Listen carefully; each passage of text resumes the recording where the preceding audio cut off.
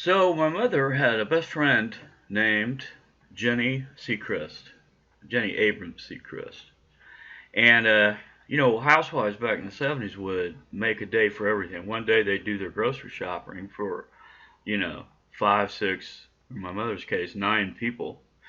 Another day they'd do their special dusting at places that never get dusted, like under beds and whatnot. Uh, and it was just a routine that they held. That's how life was, you know. Anyway, they would make time to for their friends to visit with, and friends would visit each other's houses, sit down, have a cup of tea or coffee, and just gab for hours because they set aside that time to do that. Okay. Um, so I knew Jenny. Jenny was a good lady. She'd been to our house many times. I didn't know Jenny's children. One summer afternoon, I got done with my paper out early. I think I was about 14, and my mother said, "How would you like to go over and meet Jenny's kids? You'll probably have a fun time with that." My mother knew that I was kind of introverted, and I'm still introverted. I don't get out often, and I don't particularly care to meet people. It's not that I hate people. It's just that I'm empathic, and whenever I meet someone, I get hit with every emotion they've ever had in their life, and it's draining. So, but and my mother knew that I was different, so uh, she was always looking out for me. My social life, I like just never mind. Anyway, we went over to Jenny's house and drove up the driveway, big house, big hill. We walk in, Jenny greets us. She said, "John, you stay right here in the living room. I'll go get the girls and bring them back." So Mom and Jenny left, and I'm standing looking at this painted portrait on the wall of their family, and immediately noticed the oldest girl was just beautiful. I mean, just awesome. And so anyway, I turn around. There's these 3 girls, and tallest, middle size, and tiny little Shelly was 5 years old. Tammie was 1 year older than me. She must have been 15 at the time, somewhere around there, maybe 14 going on 15. And Kim was the middle girl, my age. We went to different schools, though, different junior high schools. And so anyway, we spent the day together. I had awesome time with them. And one thing I noticed, I mean, from the moment I met Tammie, I looked in her eyes and I knew there was something about her that was different. I don't know if you could ever imagine meeting like an angel. When she looked into my eyes, she wasn't just looking into my eyes. I mean, what she did was literally float into me, sat down next to my soul, put her hand on my knee and said, "You know what? I'm really happy to know you." That was the look I got from this girl I'd never met before. And that struck me like nothing since. I've never met anyone else like that. Um, so over the years, I kind of knew Tammie. I'd run across her sometimes. In high school, we kids were a little rambunctious. We'd go out and buy beer, and we'd have these flash mob tailgate parties. And out in the middle of the boonies, you'd see 100 cars parked alongside an old country road with all their tailgates open, drinking beer, and going from one car to another car, just saying hello and having a wonderful time. I saw her at a few of those, a couple other parties, really nice parties, and with bands and everything. And she was an enigma. She always was. She was 1,000 times. I don't know if you're aware of the attractiveness scale. I talked about this in Psychology 101. People generally find mates who are on the same attractiveness level. That's a real thing. When you hear people say, "Oh, Derek, she's 10," that's the attractiveness scale, 1 to 10. Tammie was at least a 9, probably a 10, and I'm like a 3. Always been a 3, happy being a 3. That's the way God made me. I live life the way God made me, and I'm very happy. So, my story about Tammie is not some unrequited love story. I didn't fall in love with her. I didn't have any ambition to be her spouse or her significant other. I enjoyed knowing her and loving her as a human being she was. And sometimes I wonder if she was a human being. I don't know.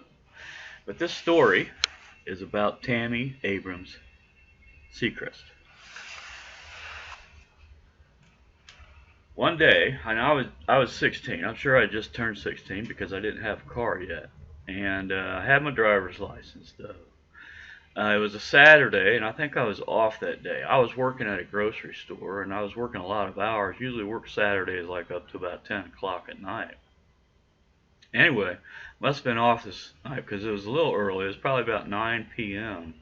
And I was preparing to get ready to watch Saturday Night Live with my mother. Saturday Night Live was a fairly new show back then. I think this was probably 1975 when this happened.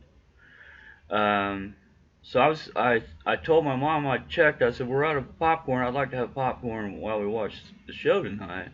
I said, do you mind if I take your car to the store? I want to get some popcorn. So I took my mom's car to the store I worked at, which was only about 6 blocks away.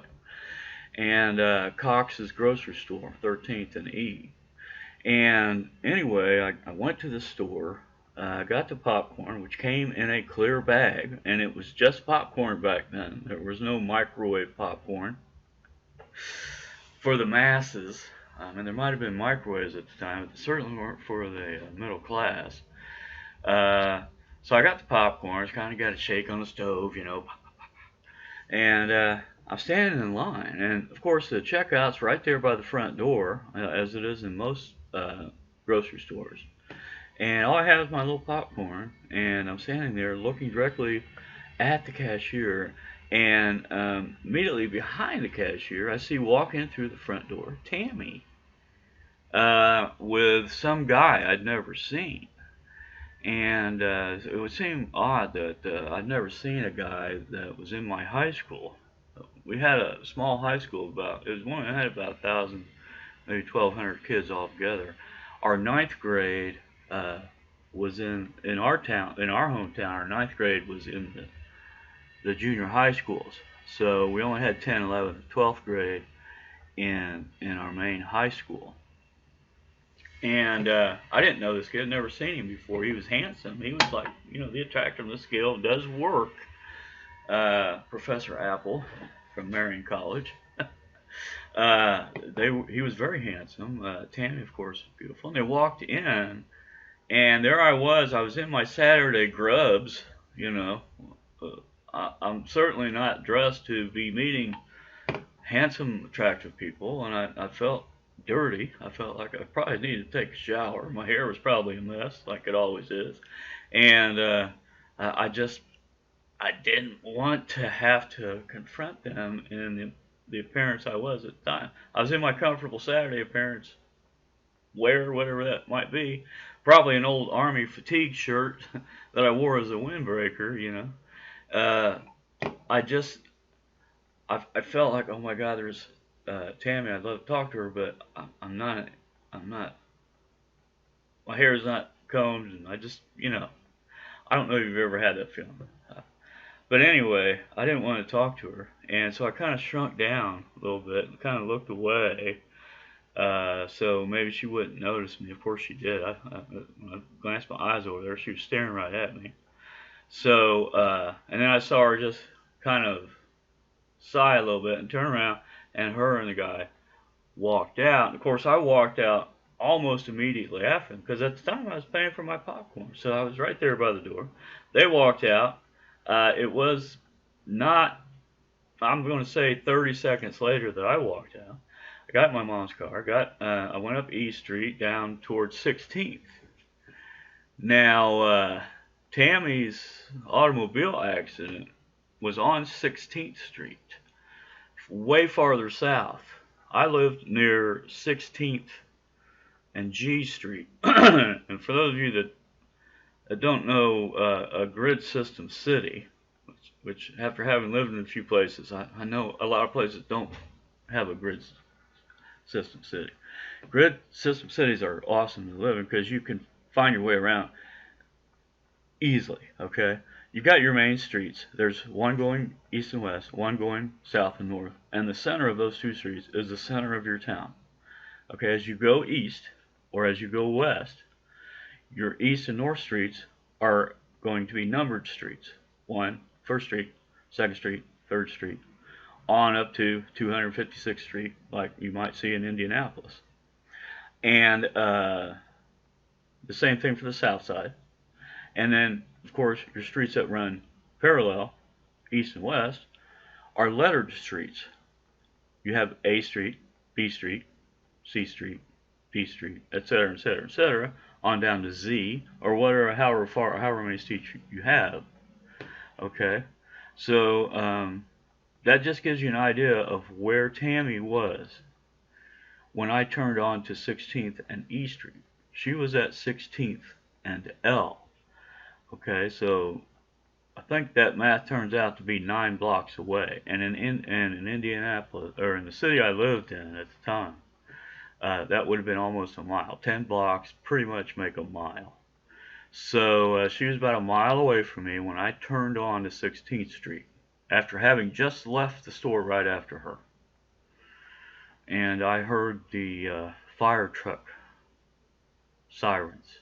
I knew where the fire station was. I had a friend over there who would walk past it every day. So the fire station truck was coming up from between 8th and 9th Street on L. And Tammie's accident was on L and 16th. So they had about 9 blocks to go to get to the accident, straight up L. I was turning east facing L, 9 blocks away. So my question has always been, my entire life, ever since that day. Now, I didn't know Tammie was in an accident at that time. I don't know who was in an accident. I went home and I told my mom, I said, Mom, I heard sirens out there as I'm coming home. I said, by the time I got to 16th and G, which was a block away from our house on 17th, I said, they stopped. So they had just arrived on the scene of Tammie's accident around the same time I arrived at home. So my question was, and the next day I found out it was Tammie, and she was broadsided. Her and her boyfriend were broadsided by a guy who had been drinking and T-boned her and her boyfriend so hard that it knocked them into a ditch, little wet ditch, probably 120, 150 feet away, where they both died. And so the next day, of course, Jenny's at my mom's house, incredibly upset over the loss of Tammie. And I found out that what she told us was Tammie was bringing this boy home to meet her that night at about 9:30 p.m. Because she wanted her mom to meet the guy. And so my thought after that was that Tammie and her friend were already dead when I saw them in the grocery store. And I have always thought that she came there to tell me that it's going to be okay. She knew me. She knew my soul. She was like an angel. She knew everything about my soul. And I think she came to tell me that. I don't know, but I don't like using the word ghost, especially when I talk about Tammie Abrams. She, the word ghost is more like for an inanimate object. Use that when we tell ghost stories and other silly things. Tammie was not a ghost. She was not just an apparition. She was a spirit, and one that filled my life and has been in the back of my mind since the day I met her. She always will be. And I know she's in a better place. And I know for some reason she came into that grocery store to see me. Or probably more true, for me to see her with her friend and know that she's happy. But that's the reason of the story. And I hope if you have similar stories, you'll leave them down in the comment section, and maybe we could corroborate somehow, and maybe, you know, I don't know, just get these stories out. I'm sure there's other people that have these kind of stories, but I use ghost in the title of this not because I think Tammie is a ghost, but because I'm looking for a target audience, people to share with, and who might have had similar experiences to my own. So if you have, please let me know in the comments. And other than that, enjoy.